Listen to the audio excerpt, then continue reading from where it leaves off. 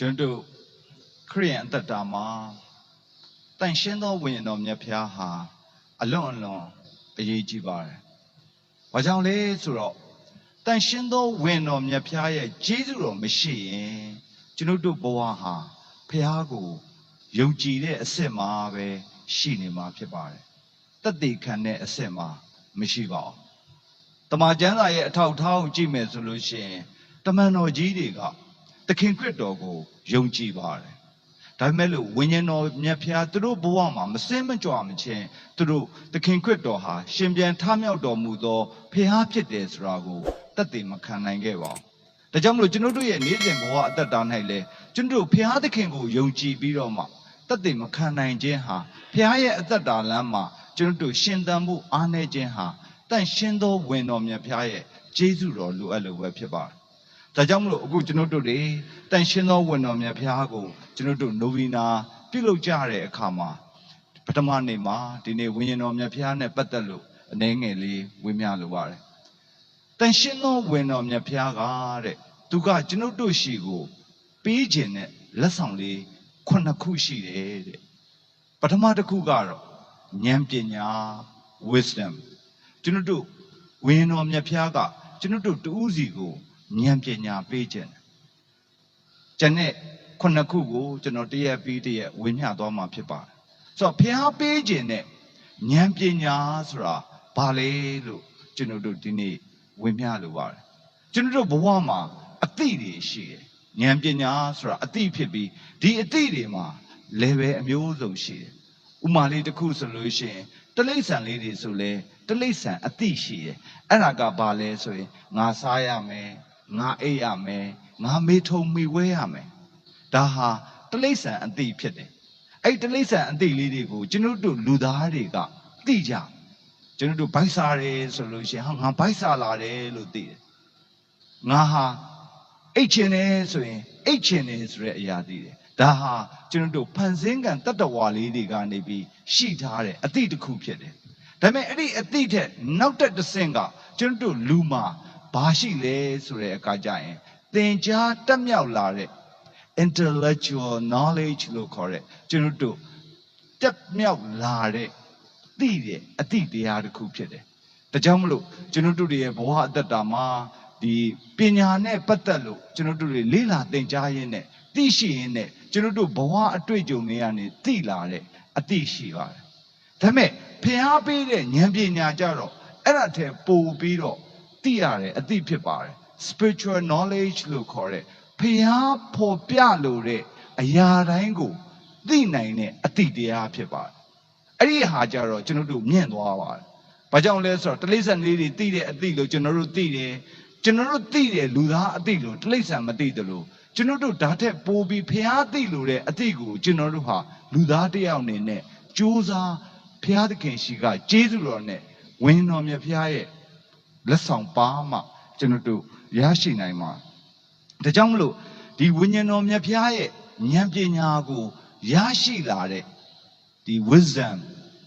ဉာဏ်ပညာဟာဘာပေတံနဲ့တိုင်မလဲဆိုတဲ့အကြောင်းအရာလေးရှိပါတယ်ဝိညာဉ်ရေးဆိုင်ရာပုဂ္ဂိုလ်တွေကအချက်၃ချက်ပြောပါတယ်ပထမကတော့ဖျားပေးတဲ့ဉာဏ်ပညာတဲ့ကျွန်တော်တို့ရှိမှရှိလာတယ်ဆိုရင်တဲ့ cognitive wisdom လို့ခေါ်တယ်အဲ့ဒါကဘာလဲဆိုတဲ့အခါကျရင်အမှန်နဲ့အမှားကိုခွဲခြားနိုင်တဲ့အသိတရားရရှိတယ်တဲ့ကျွန်တော်ရဲ့ဘဝအတ္တမှာကျွန်တော်တို့အမှန်နဲ့အမှားကိုခွဲခြားနိုင်တဲ့အသိတရားတွေတစ်ခါကြရင်မရှိပါဘူး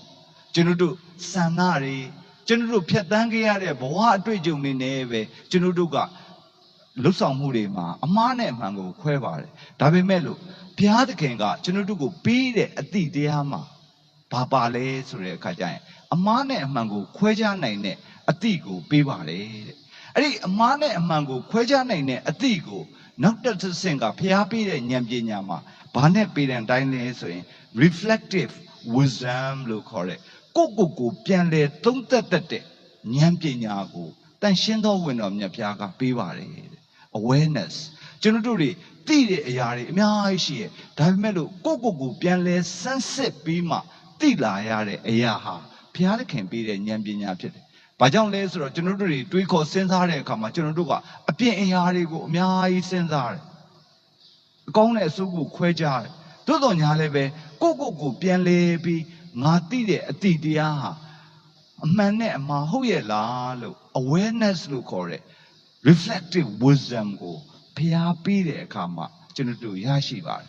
အဲ့ဒီဉာဏ်ပညာကိုရရှိတဲ့နောက်တစ်ဆင့်ကတော့ဘာလဲဆိုတဲ့အခါကျရင် compassionate wisdom တဲ့ compassionate wisdom ကတော့ဘာပြောလဲဆိုတဲ့အခါကျရင်ကျွန်တော်တို့ဟာကိုချင်းစာထားတတ်တဲ့စိတ်နဲ့အသက်ရှင်တာဖြစ်ပါအဲ့ဒီဉာဏ်ပညာဟာဖျားပြီးတဲ့ဉာဏ်ပညာဖြစ်ပါကျွန်တော်ကကြောင့်မို့ကျွန်တော်ရဲ့ဘဝအတ္တမှာဒီလူဟာကျောင်းနေမတက်ခဲ့အောင်ဒီလူဟာဖိုးတော်ကြီးထဲမှာနေတယ်ဒါပေမဲ့လို့ဒီပုဂ္ဂိုလ်ဟာကိုချင်းစာစိတ်ရှိတယ်ဖျားစိတ်နဲ့အသက်ရှင်နေဆိုလို့ရှိရင်သူဟာ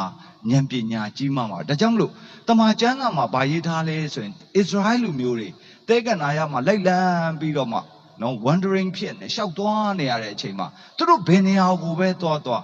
ရားသခင်ကသူတို့နဲ့ပါတဲ့အခါမှာတိုက်ခိုက်တဲ့အခါမှာအောင်မြင်တယ်အဲ့ဒါဘာဖြစ်လို့အောင်မြင်တာလဲလို့သူတို့ဘေးပတ်ဝန်းကျင်မှာရှိတဲ့လူတွေကလေ့လာကြတယ်သူတို့ခီးသွားနေကြတယ်အခြေမတည်ဘူးဒါပေမဲ့လို့သူတို့နဲ့တွေ့တဲ့လူတိုင်းကိုသူတို့ကတိုက်ခိုက်နိုင်တယ်အောင်မြင်တယ်ဘာဖြစ်လို့လဲလို့ဘေဂန်စီကဣသရေလလူမျိုးတွေကိုကြည့်လိုက်တဲ့အခါမှာအချက်ကလေးတစ်ချက်သွားတွေ့တယ်အဲ့ဒါကဘာလဲဆိုရင်သူတို့တွေဟာဖះကိုကြောက်ရွံ့သေးပြီးဖះပြောတဲ့အရာကိုပဲဥဆောင်ပြီးမိုးစေရဲ့အောက်ကနေသွားတဲ့အခါမှာသူတို့ရဲ့ဘဝတွေမှာအောင်မြင်ခြင်းတွေတွေ့ရတဲ့အခါမှာတဲ့ဘေးပတ်ဝန်းကျင်မှာကြည်နေကြတဲ့လူတွေကဣသရေလလူမျိုးတွေကိုကြောက်ရွံ့လာကြတယ်တဲ့။ဘာကြောင့်လဲဆိုတော့သူတို့ခွန်သူတို့အားနဲ့ရနေတာမဟုတ်ဘူး။သူတို့ထာဝရဘုရားကိုအားကိုလို့ထာဝရဘုရားသခင်အဖြစ်သူတို့ဟာ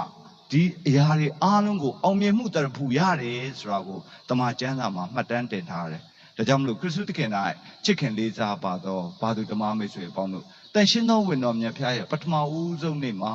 ဘုရားသခင်ရှိမှဘုရားပေးတဲ့ဉာဏ်ပညာကိုတောင်းခံကြရအောင်ကျွန်တော်တို့ရှိထားတဲ့ဉာဏ်ပညာကတော့ကျွန်တော်တို့တွေလူသားကနေဖြစ်ပေါ်လာတဲ့ဉာဏ်ပညာကျွန်တော်တို့လေ့လာလို့ရရှိတဲ့ဉာဏ်ပညာဒါပေမဲ့လို့ဘုရားပေးတဲ့ဉာဏ်ပညာကတော့သူ့ကိုကြောက်ရွံ့သေးပြီးကိုချင်းစာစိမ့်၌အသက်ရှင်ခြင်း၌ကျွန်တော်တို့တွေတနေ့တခြားတွေးရှိလာတဲ့ဉာဏ်ပညာဖြစ်ပါတယ်ဒါကြောင့်မလို့ဒီနေ့နိုဝင်ဘာရဲ့ပထမဦးဆုံးနေ့လေးမှာတန်ရှင်းသောဝင်တော်မြတ်ဖျားပေးတဲ့ဉာဏ်ပညာကိုကျွန်တော်တို့ဘဝမှာခံယူရရှိပြီးကိုရရှင်ရဲ့အသက်တာလမ်းမှာရှောက်လန်းနိုင်တဲ့ခွန်အားကိုဒီနေ့မိစားတဲ့မြတ်မှာအတူတူကတောင်းခံကြရအောင်လို့အလုံးကိုဖိတ်ခေါ်ပါတယ်အလုံးကျေးဇူးပြုမတည့်ရလက်စုပန်ကြရအောင်